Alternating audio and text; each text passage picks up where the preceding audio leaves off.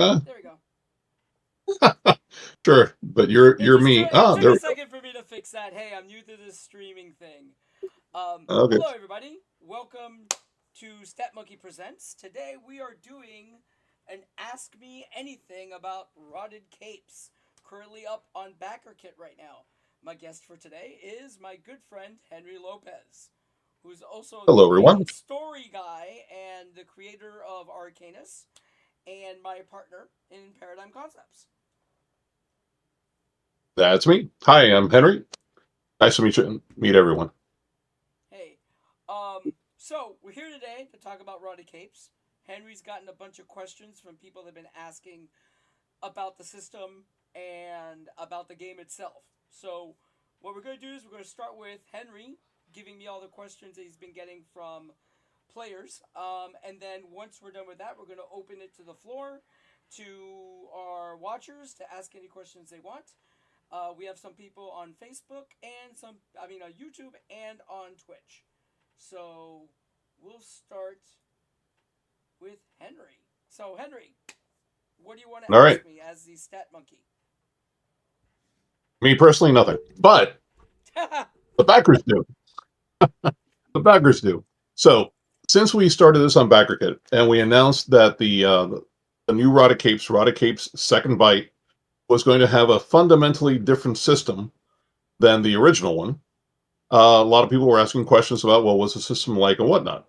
We, as you know, because you created it, we put up a fast play rule set that people can download for free on our BackerKit site, as well as a small, I don't know what you want to call it, a little what I changed from first edition to second edition kind of thing. On there that you can also download and you can see for yourself. However, one thing that has thrown people off is you mentioned that it is, I don't know, the correct word would be it takes certain elements from 5e Mm-hmm. and melds it with the best elements from the first edition of Rotted Capes. This threw off quite a few people. Some people panicked, thinking that, oh my gosh, this is just straight 5e. You know, I'm going to have to deal with classes and whatnot. So let's set the record straight. Okay, let's start from the beginning Mm-hmm. and ask you, as the stat monkey, what did you do or what elements did you take from first edition Rotted Capes and from fifth edition D&D, D20, whatever you want to call it, okay? Got it. Yep. And meld them together. So let's start with that. So, I got what I felt were some of the strongest parts of the original Rotted Capes. I kept archetypes and and origins. They are pretty much the same. There are no classes in Rotted Capes. You pick your origin, how you get your powers, your archetype, kind of how you use them. But after character creation, you're not tied to that archetype after that. Um, the I kept the way powers work. They work pretty much the same way they worked in the original system. Gear looks very familiar. Um, After that, I pretty much redesigned a lot of it. We still have plot dice are replaced with plot points. They work the same exact way, but instead of a dice, to give you a point that you could use to reroll dice, rewrite the scene, do the impossible with the with the editor in chief's approval, or have the editor in chief re-roll an attack roll or something on you. Um, what we brought over from Hold on, 5e one, hold is on, hold on. Just yes, one. You forgot burnout. You kept burnout. yes, I kept Burnout. burnout for sure. Yeah, Right. yeah, I kept burnout Okay. for sure. I All right. kept burnout. Right. Yeah, the powers work very much like the original system. They all have a burnout value. When you get to your burnout level, you have to make a check or you burn out. The check is a little different now because instead of rolling the dice, you roll a d20. And the way it works is once you reach your burnout threshold, for every turn that you are above your burnout threshold during the scene, the DC goes up by 5. So at first, it's only a 5. then it's a 10, then it's a 15, then you have to roll a nat 20 to keep your powers for the rest of the scene. So the burnout's still there, and it's just as unforgiving. Actually, it's a little bit more unforgiving than it used to be. Um, so what I brought over from 5th edition is the ability scores. Um, the way ability scores are tracked was also brought over to powers. So ability scores go all the way to 40. You could have a strength of 25 and a telekinesis of 25. They will both pick up the same amount of weight, and if you're doing like an attack, they'll both be doing the same amount of damage. So it's still just like the original Rotted Capes. It's a universal chart for powers and ability scores. Um, we have feats, though the feats aren't straight out of 5th edition. There are feats. They're a little less powerful, and the reason why is you'll understand once we get to character advancement. Every origin now has origin traits, which are a list of special feats that only that origin gets, which helps differentiate them more from each other. Because the original system, after character creation, there really wasn't much that separated a tech hero from, let's say, like an alien. There wasn't much after character creation because there was nothing to kind of reinforce it as you went up. Um, what else did we keep? Uh, the base die mechanic, roll d20, modifiers to hit a target number, and the action economy we brought over from 5th edition. You have an action, a bonus action, you could move, and you have free actions. We threw something into the mix though. We have demanding actions that we brought over from the original game and brought it over into the 5th edition rule set. A demanding action is an action that you start on your turn. It takes your entire turn to do it, and it kicks in at the beginning of your next turn. So it's like, a telekinetic, try to do something very complicated, like holding up a bunch of bricks falling down or something could be a demanding action, or picking a lock could be a demanding action. Um, Other than that, everything else is new. Um, Detailed skills from the original and from 5th edition are thrown out. Instead, now you have something called skill sets. Skill sets are a little description that you write of your character's skill sets. For example, masked detective, ex Navy SEAL. You describe your character's skill sets. During the game, when the editor in chief describes a scene or issues a challenge, you could say, hey, I think my skill set applies with my intelligence. I'm an ex Navy SEAL. I've dealt with military technology. I should be able to figure this out using my intelligence and my military expertise. Go ahead and roll. So it creates a lot more. Players are encouraged more to really think outside the box, and your skill sets now kind of like define your background of what you were before you were a hero or the kind of hero you are.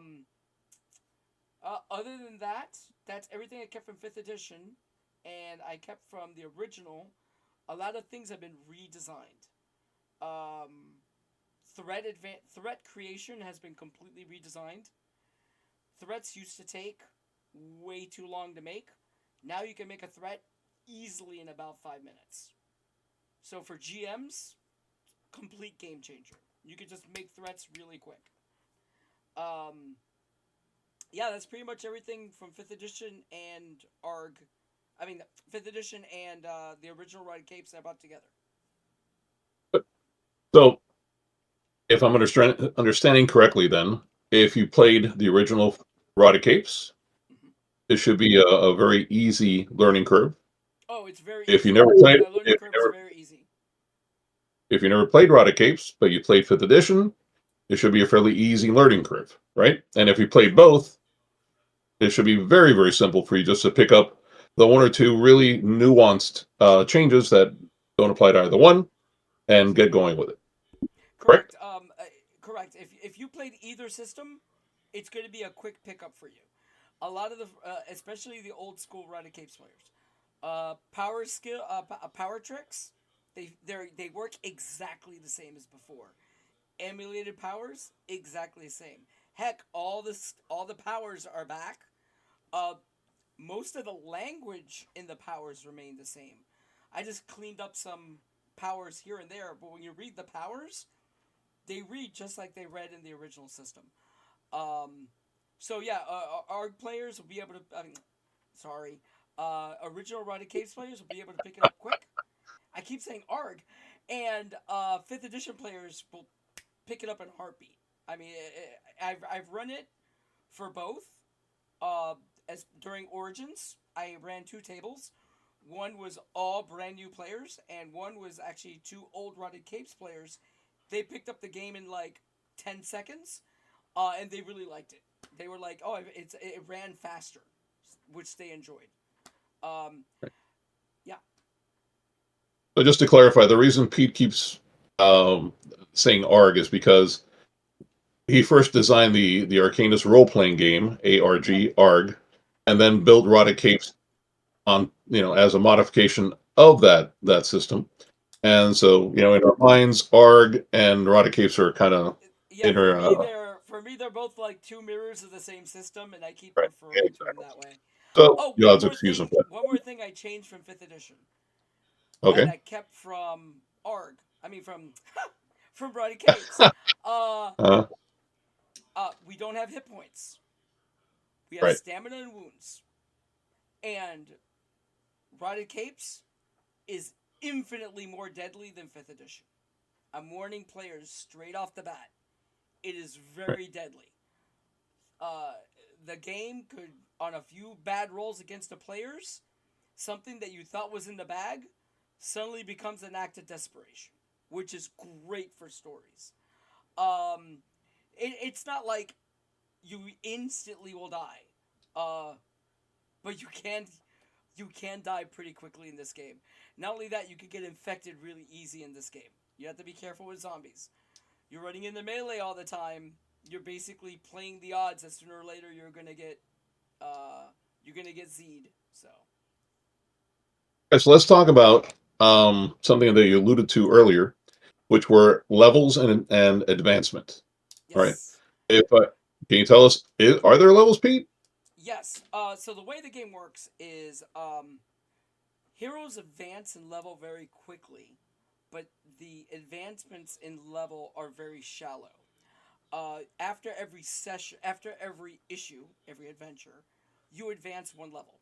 When you advance in a level, depending on little charts, you will have a choice between an origin feature, a feat of your choice, or you get +1 to all your powers. Um, every 10 levels, you start back at first level, but you go up to the next rank.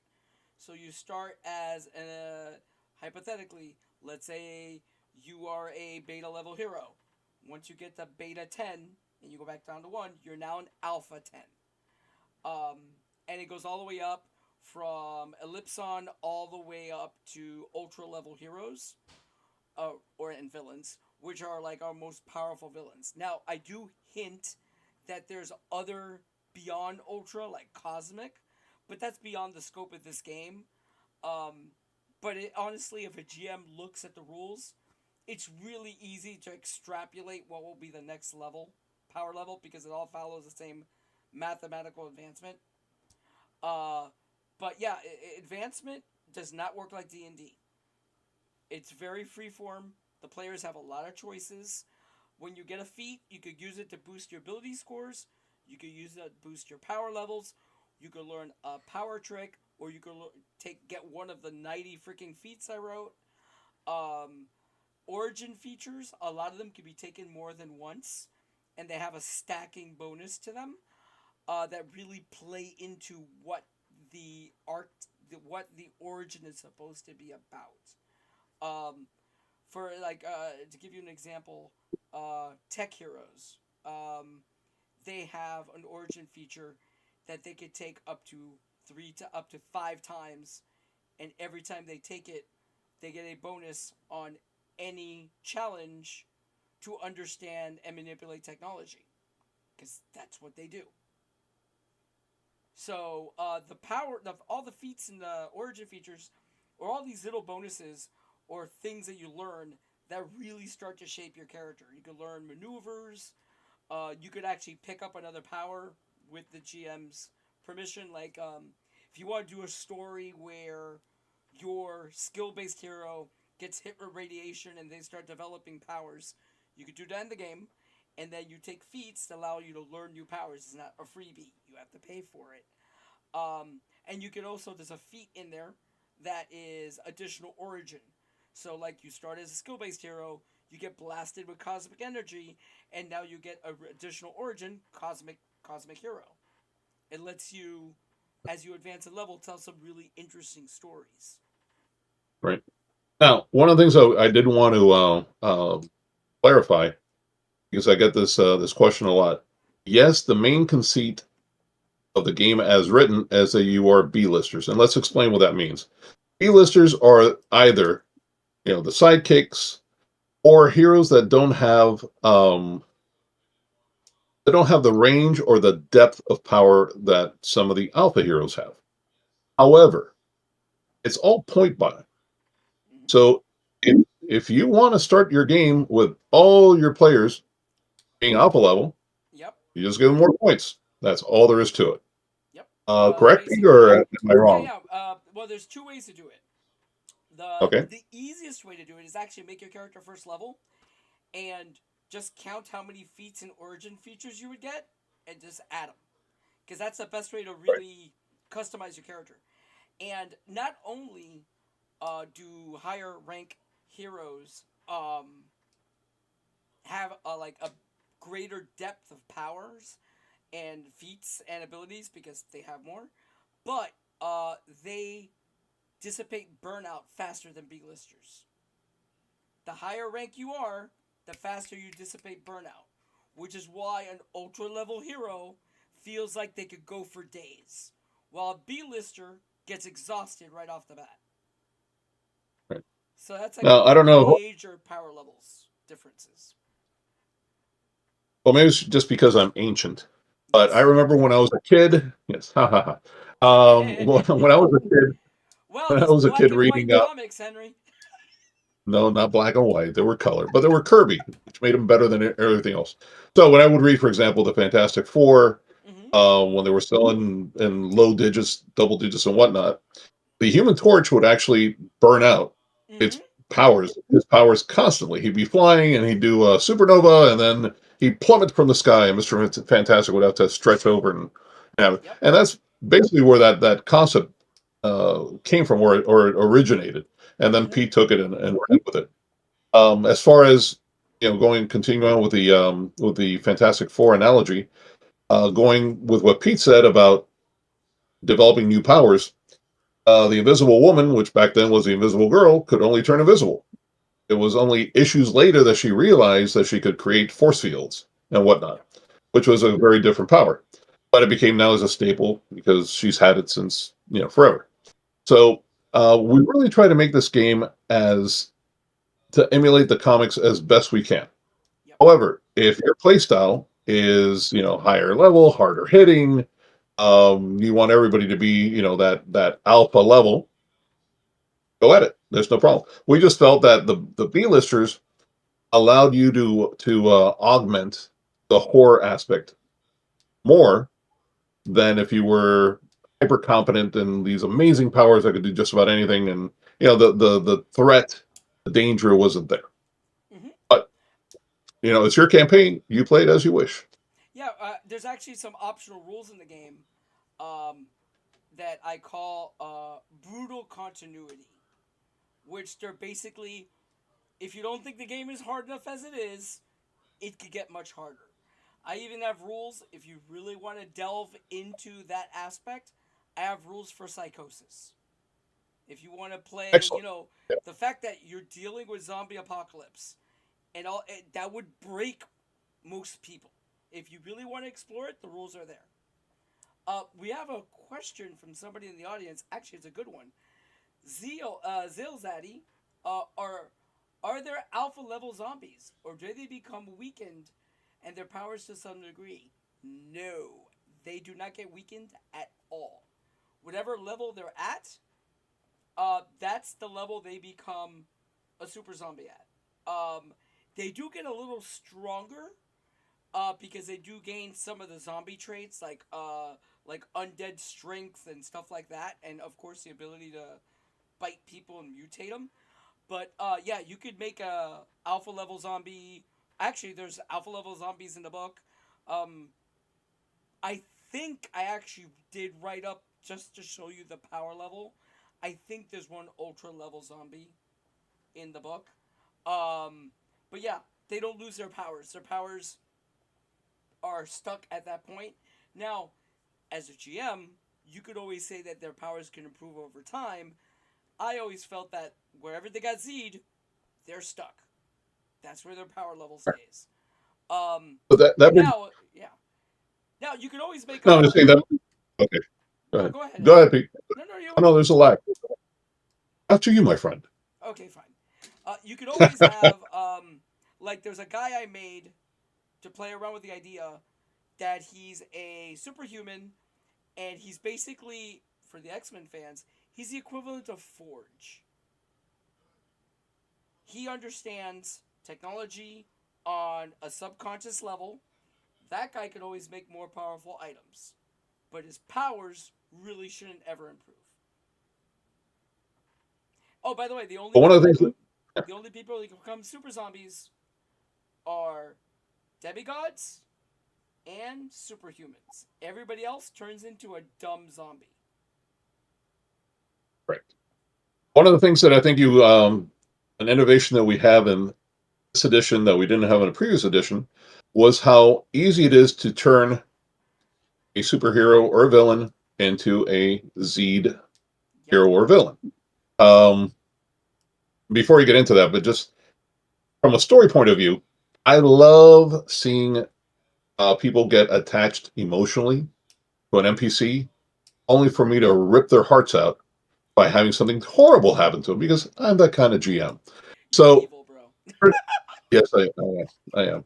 But having a superhero, that's an NPC that's helping you guys out, and fighting the good fight for an issue, two, three, or four, and then all of a sudden something horrific occurs, or he shows up and he's been bitten, and you have to see him deteriorate.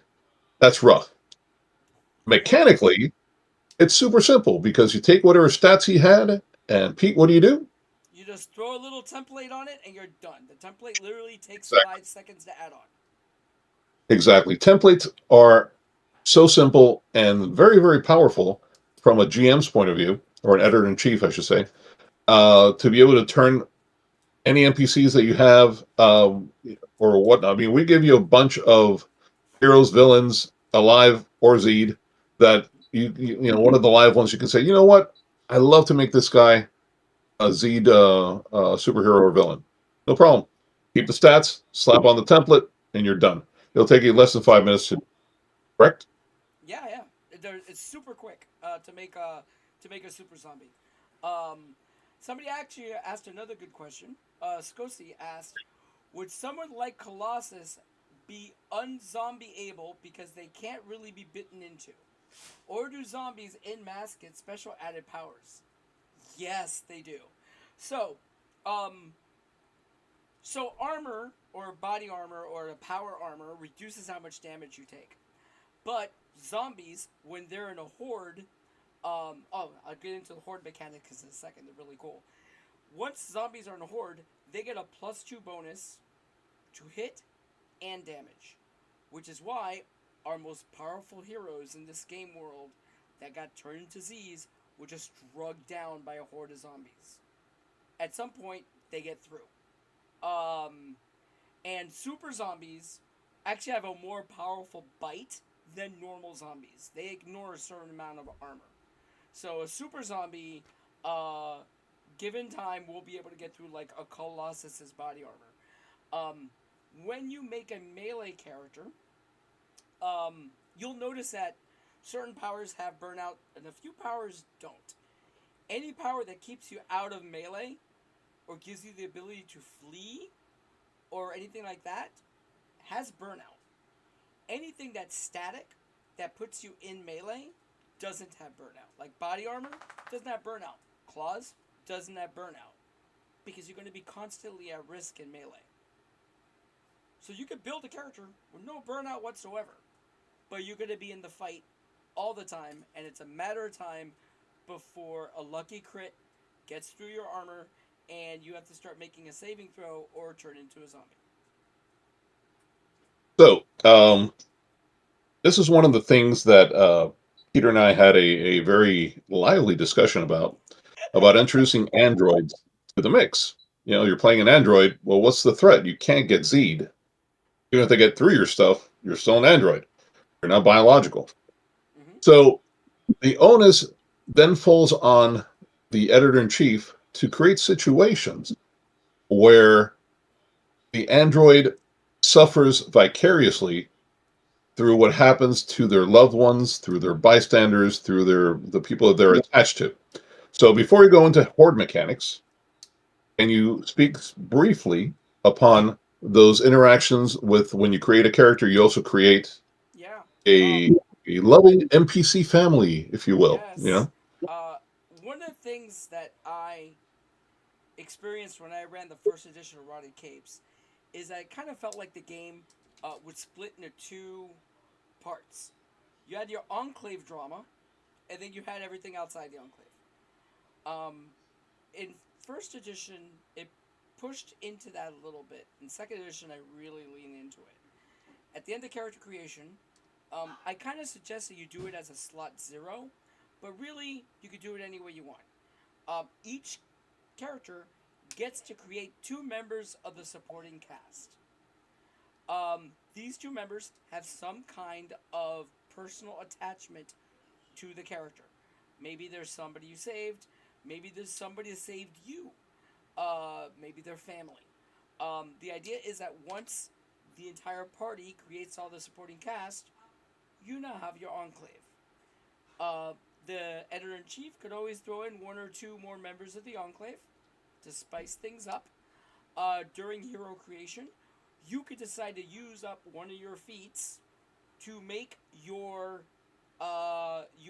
supporting cast a little more capable, or you could decide to take a flaw to decide that one of the people you saved is your Aunt May and she really doesn't get around as she used to, or a child that you saved. A child would have no usable skills, so you could always say that you have a child.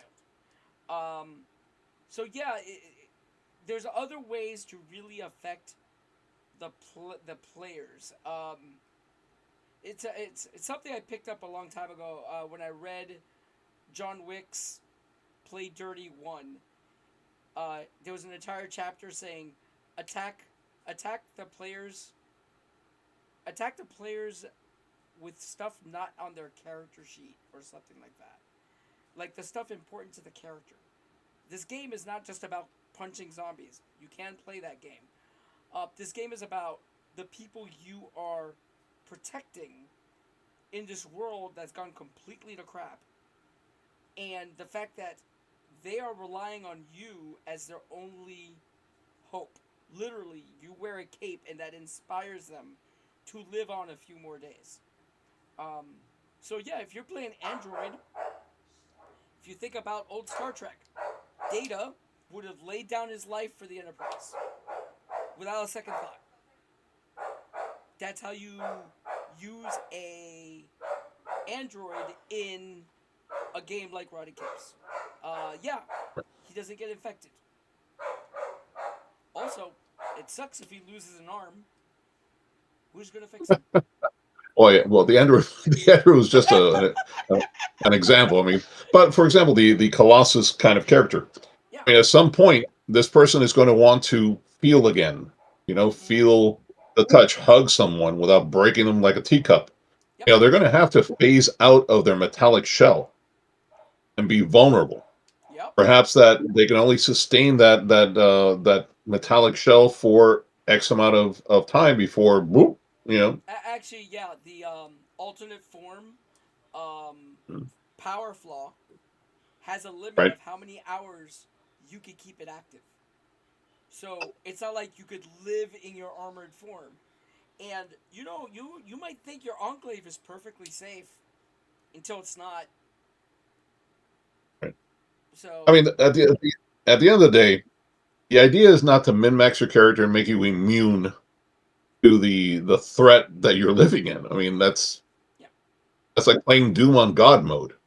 yeah, It's just yeah, it's fun for a few minutes, but then after a while, what am I doing? What's fun is create a character that is vulnerable. Create a character that has vulnerabilities, that has attachments, that really lives in the world. He or she or they are seeing the collapse of civilization, the collapse of everything they have fought for, and they are familiar with, and it's gone. A blink, it's gone. And as the heroes or even the villains, which is even better to play a villain, now has no choice because, what am I going to be the king of? The king of ashes? You have to team up with your worst enemy to build something. mm-hmm. And I think there's a lot of conflict available there, a lot of drama. And we not only do we allow it, but we encourage somebody to play that foil in the group. You can play it. It doesn't actually specify you must play a hero. You must play, X or Y. A nice change of different types of characters creates a nice melange for your for drama and for your group. Yeah. One of the personal flaws is former villain, Yep. and the flaw is that literally nobody trusts you, bro. You were a villain. Everybody's waiting for you to stab them in the back. They're like, we remembered you. Any minute now, you're gonna stab us in the back and run for it. We know what's gonna happen. So playing a villain has its challenges. That, that Um, that has to be a quote. Nobody trusts you, bro. nobody trusts you, bro. I'm gonna write that in. Nobody trusts you, bro. I like that. Um, That has to be a quote in the book. yeah, we have to put that in there. But yeah, nobody trusts you. You're an ex-villain. And but yeah, even like an ex-villain like Arc Lightning, one of our standard characters, he's an ex-bank Right. robber. He's not a villain, and he's like, oh well, what am I gonna do now? There's zombies. Wow, I'm rich. Yeah, exactly. Priorities change. Um, One thing that I was asked before about Rotted Capes, there's more than zombies to worry about. Not only do you have the threat of other enclaves, not only do you have the threat of actual supervillains who have taken over these enclaves and rule them with an And iron what fist and what your resources. and want your resources, but you have all kinds of other strange things. You have strange zombies. You have you have you have drones, robots walking around that some mad scientist released on the world, and now you have to deal with them. You have abominations. Abominations. Right. Yeah, and abominations. Um, there's a lot of ways to use abominations. It's really a catch-all. The main story of abominations in Rotted Capes is anybody who had a recessive alpha gene that got bit and turned into a zombie. It just mutated them and gave them weird powers. The best way to think about them, they're the weird boss level monsters that you had to deal with in Resident Evil. It's the best way to think about them. But also, because of how the system works, you can use abominations to make demons, to make actually I use them to do animated skeletons because in my first edition game they met a necromancer and he was animating skeletons like just out of D&D. I used abomination stats. Um, One of the abominations in the book that I put in there just to kind of prove how crazy you could get is a carnivorous plant that appeared right before Z-Day, and the heroes didn't have a chance to take care of it, and now it's loose. So I did that so you And could see how crazy you could get with abominations. one of our most iconic pieces of art is of this humongous zombie that looks, titanic, ripping the arm off of one of the guards or whatnot. Hmm. That's That's that's an a abomination. that's an abomination. But they all come in different shapes, sizes, and motifs, so you can get very creative. Yep. My favorite one. I can't. Mhm. That's in the book. Um, there's one I created called Silver Kong. He was a silverback ape that just happened to have a recessive alpha gene, got bit, turned into like an 18-foot abomination of a silverback, and has taken over a zoo and protects his pod, from zombies. And the zoo is his territory. And the interesting thing about him, he actually speaks sign language. So if one of the players comes up to him peacefully, you might be able to communicate with him, which might be an interesting story. Unless he's hungry. So, Then you're toast. well, then you're tough. As you know, I can't see the questions. So, do we have any questions? I don't want Yeah, we do have another one. Actually, there's two. to. Okay. Okay, cool. Um, okay, there's RP and social situation mechanics. There are no hard social situation mechanics, but there are enclave mechanics that do come into play. Enclaves have three stats, which are kept hidden from the players. Um, one is morale, one is resources, and the other one's population. Um, and they go down or up depending on the hero's actions or inactions. The morale of the enclave is very important, and I say in there, do not tell the players their stats, their score. Show them their score. People start fighting. People stop agreeing. Maybe they stop trusting you. Other than that, there's no hard mechanics. I always felt that mechanics kind of got in the way of good role playing. You still do have personal flaws, which can come into play during a scene, and if the player plays into their flaws to their detriment, they could win plot points. And that will be an interesting thing to use, especially during social encounters. Perfect example is the ex villain. The player might go, you know what, bro? I'm an ex villain. Nobody's trusting me on this one. And you could play that up. So there's no hard RP mechanics. I didn't want to create like a mechanical overlay that slowed it down. It's just role playing and your personal flaws coming into effect. Oh, by the way, cast members get personal flaws as well.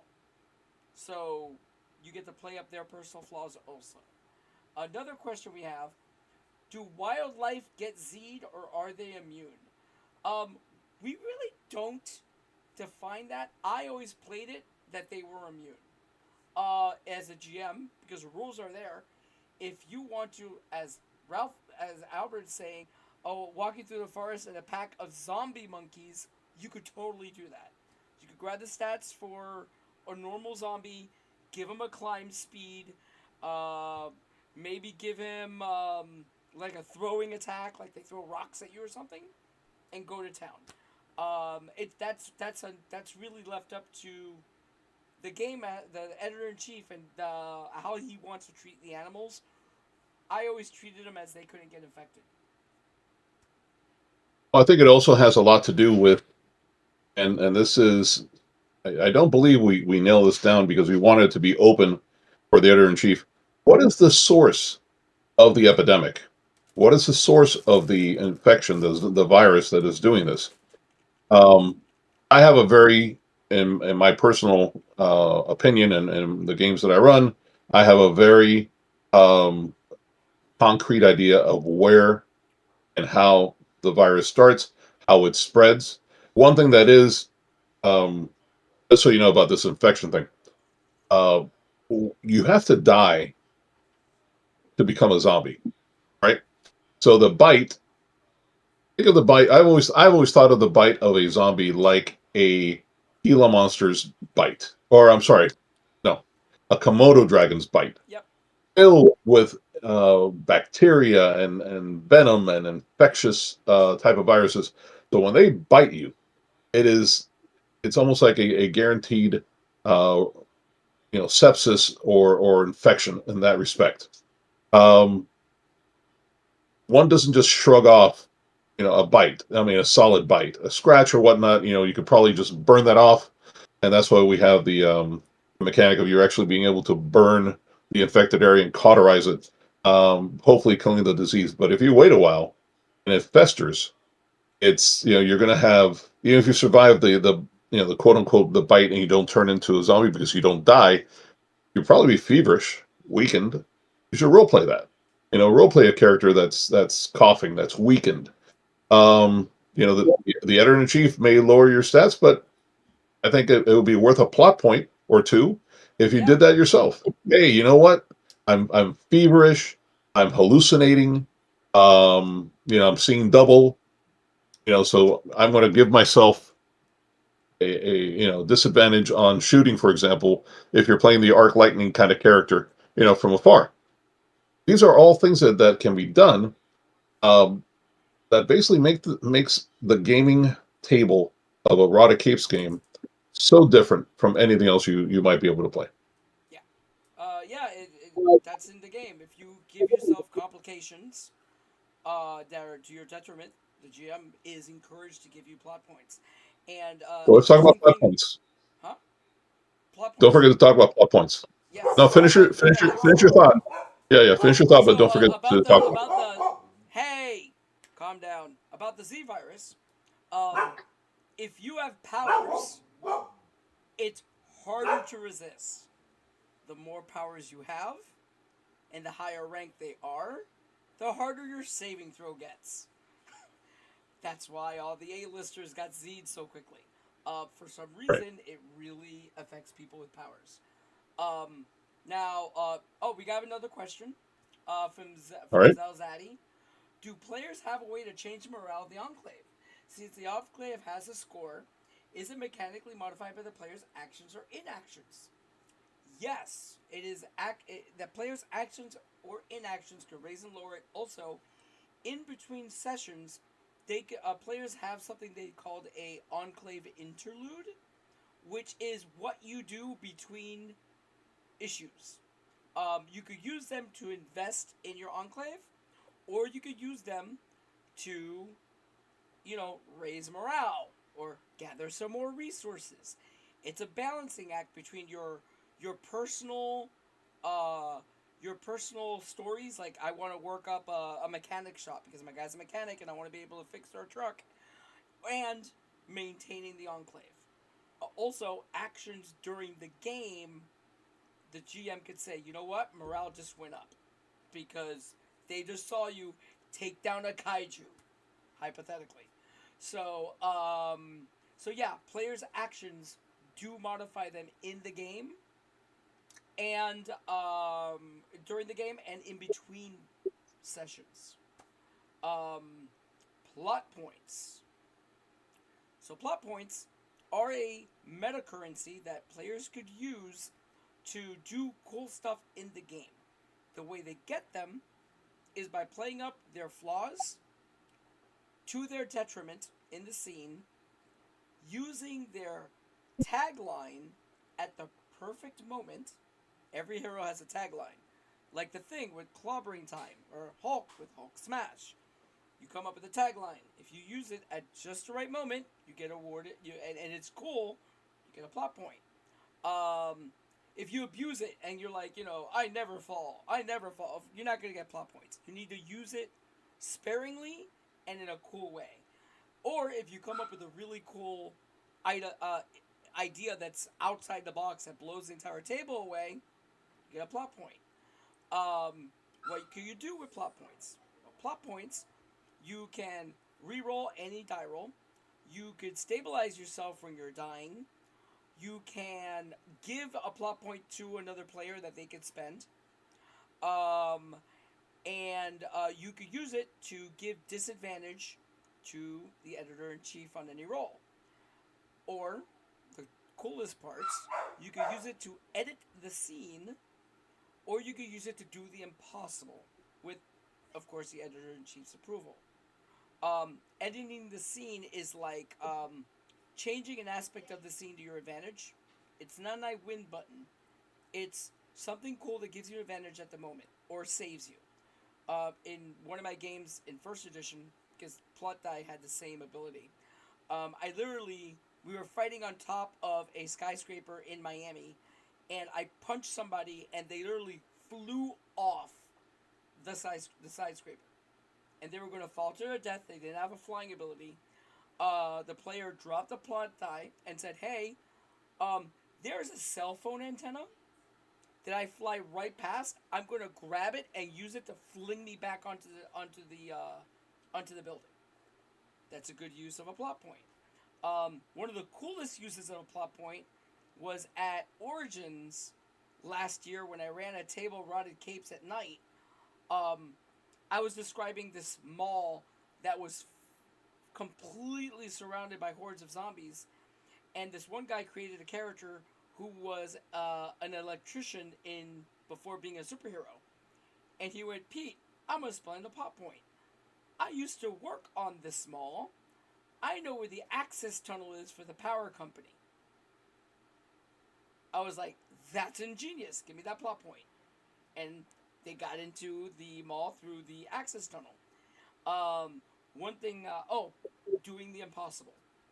For example, if you want to pull the out of Matrix Trinity jumping off a roof, down across the street, landing into a small window, rolling down the stairs perfectly so she's aiming her guns up, you could do it. That's doing the impossible. You get if the GM approves, hand them a plot point, and you pull it off. It's basically a way to enforce the rule of cool and let players come up with really cool stuff they could do. Um, and Now there's another side to plot points. The editor in chief gets the ones that you spent. The editor in chief could use them with his villains, or it even says in the book, he could use them to help you. If you come up with some great idea, you don't have any plot points, but it's such a great idea, he could be like, "You know what? Here's one of my plot die. Here you go, use it. It's one of mine. It doesn't come back to me." The editor in chief is encouraged to be a fan of the heroes. You're there to tell a really cool story together, and sometimes your plot die could be used. Your plot points could be used to nudge things in the hero's favor. Don't get me wrong.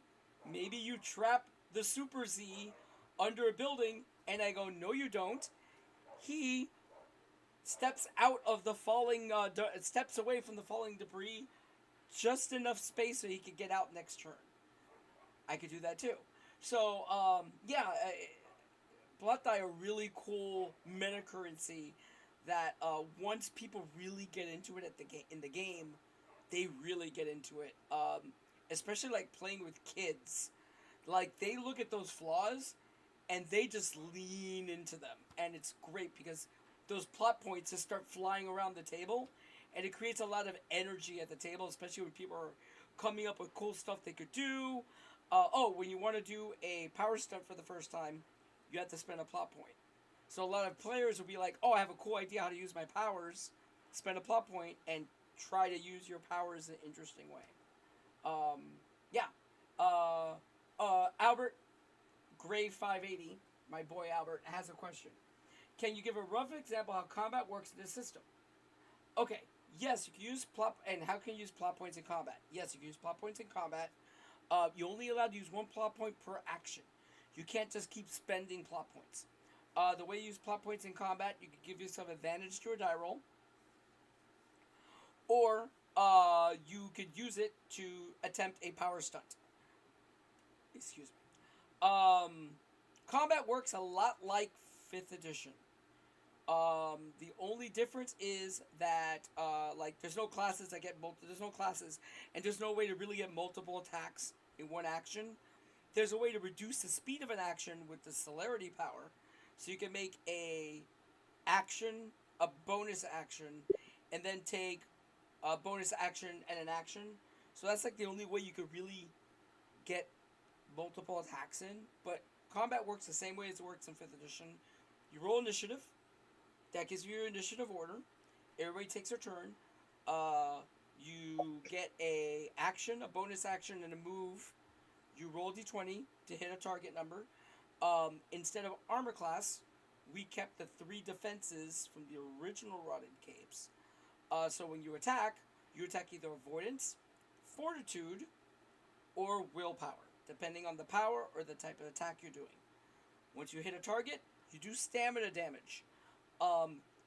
If you roll critical, instead of stamina damage, you deal a wound. You still deal stamina damage, but you deal a wound. Also, the other way to get a wound is if somebody deals enough stamina damage that after reduction of damage by armor, if you suffer more damage than your fortitude defense, you also suffer a wound. So, again, I did say this game is deadly. You could literally get critted and get 2 wounds. You could get 1 wound from taking a wound, and 1 from getting too much stamina damage. From taking a crit.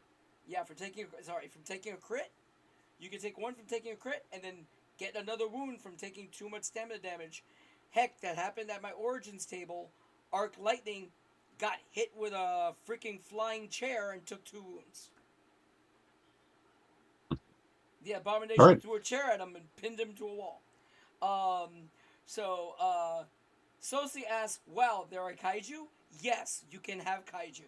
You can make an Abomination. You can make them huge. And you have your kaiju. So if you really want to throw kaiju at the heroes, there's nothing stopping you. Zelzaddy asked, how varied are powers? How hard are they to build? Is it like Champions with massive build options? Okay, so there are over 100 powers. I think there's 109. I'm not 100% sure. There's a lot of powers, bro. I went crazy. There's a lot of powers. So when you are making character creation, I'm going to walk you guys through character creation. Because that will answer your question about powers. So every choice now is siloed. The original character creation of Rotted Capes was a pain point. You had a bunch of points that you had to spend throughout every step, and sometimes you would want to go back and refund some points, and then go back and forth, and it was a pain, especially for new players. So instead now, everything is siloed. You pick your origin. When you pick your origin, you get ability score bonuses, and you get an origin feature. When you pick your archetype, you get a bonus feat, and you get bonuses to ability scores. Then you pick your ability scores. You have 2 options. You have an array, or you have point buy. You buy your ability scores, you add your modifiers, you're done there. Then you get to your powers. When you get to your powers, you have a choice between an array of points, point buy, or power sets. Power sets are for the truly lazy player, like my friend Albert, who is like, I'm playing a blaster, I'll take the blaster powers, I'm done. It's a set of powers with a bunch of points, with the scores already added to it. You're done. In the main book, we just have 1 power set per archetype. In the future, we're definitely going to throw more power sets out there to make it easier for people to make cool characters. An array works just like the 5th edition array, except you have arrays for 2 powers, 3 powers, 4 powers, and 5 powers. You just pick the score and apply it to the power. Point buy is point buy. The scores are just like ability scores for abilities. So they're like, an 18 is a +4. Now, beyond your powers and your score, you could apply power perks or power flaws. They either raise your score or lower your score depending on what you pick. So, for example, you could pick okay, here we go. You could pick penetrating power, burnout, and increased burnout and undependable. And at that point, you would get a +8 to your power. But every time you use your power, there's a 50% chance it doesn't work. It does ignore a certain amount of DR, and it costs double its burnout value. Give and take. Now, a lot of people automatically will hear this and be like, oh my god, my players are going to go nuts, and they're going to get a power, and they're going to rank it all the way up with all these flaws. There's a limit. There's something called rank a rank cap. Depending on what rank of hero you are, your ability scores cannot get above, or your powers cannot get above a certain number. Anything above that is considered untapped potential, and you can't access it. Maybe the GM will let you access it as doing the impossible for a scene, and you drop a hero, plot die, and you say, I need to save my friends. I'm gonna raw with your powers. Um, so those are how you get your powers. Then after that, you have one bonus feat and one skill set. You get to describe the skill set, or you get to pick one from a bunch that I came up with, and you get to pick one feat. Then you also get the choice of either an additional feat or an additional skill set. Skill-based heroes get that choice again of an additional feat or additional skill set. That's that silo. The next silo is picking your character's weakness if you want one. Don't have to pick one. Depending on how many, the power and the severity of your weakness, you could get one feat or you could get 2 feats. Yeah, 1 feat or 2 feats.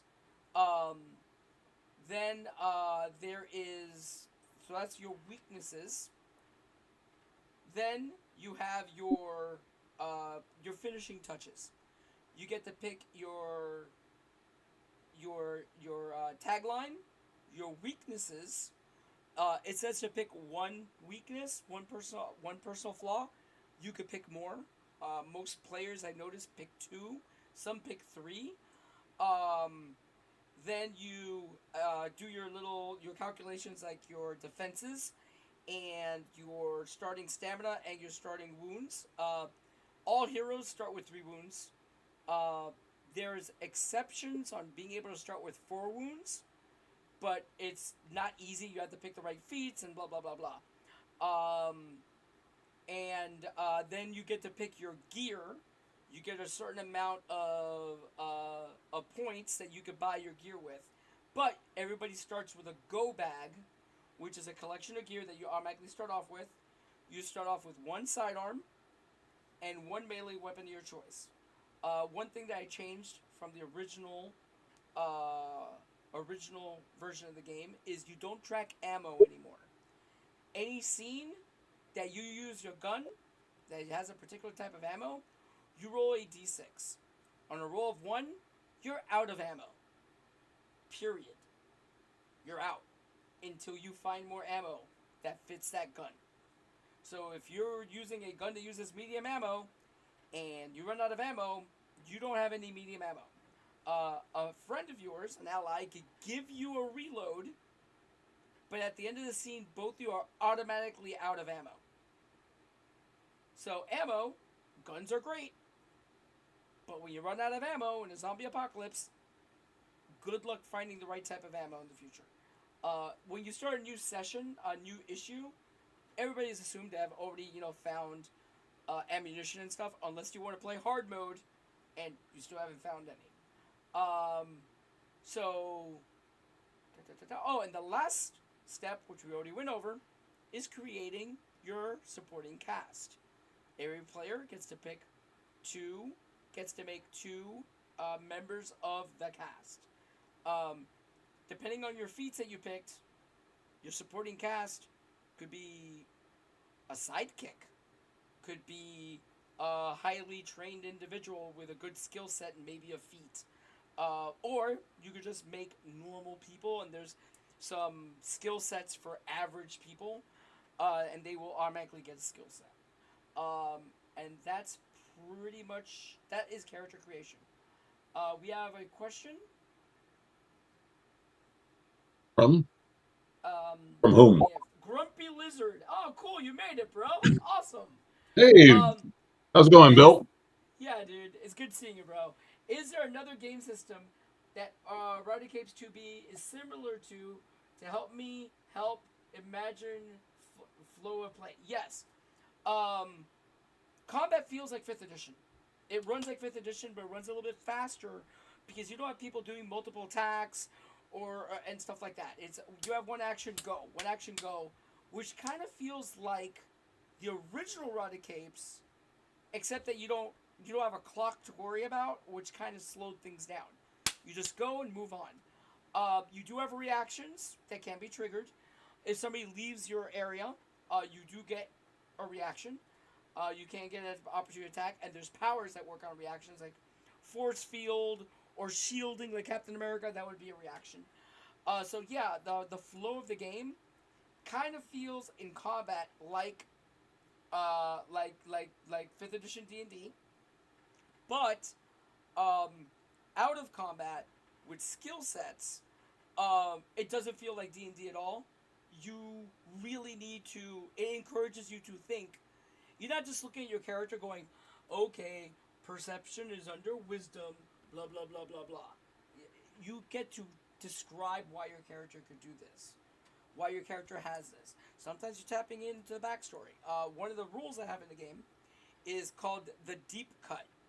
If a character with a skill set that really doesn't come into play often comes into play in an exceptional way, they get advantage on their skill check because it's like their moment. It's like the spotlight is on them. It's that one moment they get to go, ha, yes, I have lived for this moment. It's that one moment for them. Um, so yeah, skills don't work like they did in fifth edition. They're cooler. They really encourage you to be creative and tell a good story. Um, Other than that, yeah, everything else runs like fifth edition. Um, Enclave actions aren't like fifth edition. The way you gain new powers, like leveling, is not like fifth edition at all. It's completely different. The way you gain new powers, or so there's two types of power tricks. There's emulated powers, and there's power tricks. Emulated power is when you copy a power with a power, and you copy it at -6 to the power score. For example, I have telekinesis. I want to emulate the power of telekinetic blast. You can. That would be energy blast, kinetics for the damage type, at -6, and that would be a power stunt that you attempt. Once you successfully attempt a power stunt 10 times, you could then take a feat to learn it permanently. You no longer have to spend a plot point. You no longer have to make a power check. It just works. Um, that's emulated powers. Power stunts are you come up with something really cool that you describe to the GM. Both of you kind of negotiate. Okay, you know what? It's cool. It's going to cost an extra point of burnout, and blah blah blah blah. Like for example, you want to do the Colossus, the Cyclops bouncing your eye beams and hitting more than one target. You could do that. There's a bunch of sample power tricks in the book that kind of give you an idea how to build them. And again, when you are learning them, you have to use a plot point. Once you've learned it 10 times, you can take a feat to learn it permanently. Um, so that's that. Um, somebody, so that's the flow of the game, how it plays. Uh, power Before Plot points add a lot to it because as a player, you'll find yourself making unoptimal decisions to get that plot point, and it makes the game more fun. For example, every time that somebody plays Velocity at my table, they get in trouble because Velocity has Impatient and Lone Wolf as its flaws. Every game, somebody gets in trouble with Velocity, which is perfect because he's supposed to get in trouble. hey, I have Pete, another. Pete, Huh? before you continue, just a Yes. heads up. We've been at this for over an hour already. Yep.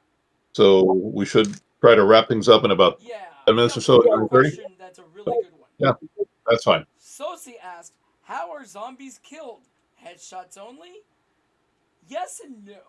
So, zombies have no stamina. Zombies only have wounds, which means there's two ways to do damage to them. Either do more damage than their fortitude defense, dealing a wound, or getting a critical.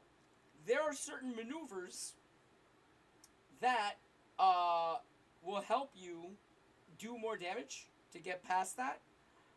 For example, team maneuver. Two players attack a target, one as their reaction and one as their action, and they get to combine their stamina damage to bypass the fortitude defense of the target.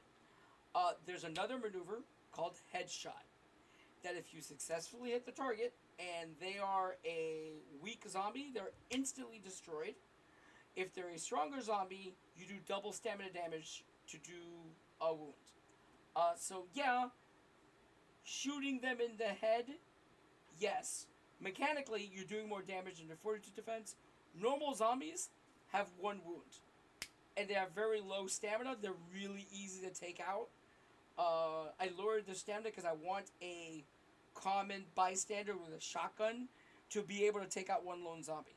Because lone zombies aren't that dangerous. Hordes of zombies are dangerous. That's it. Okay. Do Yeah.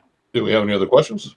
Any other questions before we call it a night? Because we've been at this for 1 hour and 29 minutes. Oh, wow. Yep. Okay, guys. Well, I All would right. like to thank all of you guys for showing up. I greatly appreciate you guys showing up to the first stream of Stat Monkey Presents. That's not a game. We will be doing stuff like this in the future. I just don't know exactly when we're going to do it, but we are going to do stuff like this. My friend there, Zelzaddy, has convinced me that I need to work on my social media presence. So, onward. Um, Again, thanks everybody for showing up. What? And Whoa. Hold on. Hold yeah, on. Hold yeah, on. Hold on. yes, yes, All yes, right. yes. For those of you who caught it in the middle or towards the end and didn't and want to listen to the entire spiel, you'll be sending out links to your YouTube channel, correct? Yep, Which you yep. will host it there. I'll put it on the backer kit as an update, and you'll be able to find the link there, as well as our Facebook page. We have a Rotted Capes Facebook page. We have the Paradigm Concepts Facebook page, and it's also on. We also have an Instagram page, I believe. And Correct? we're on Blue Sky.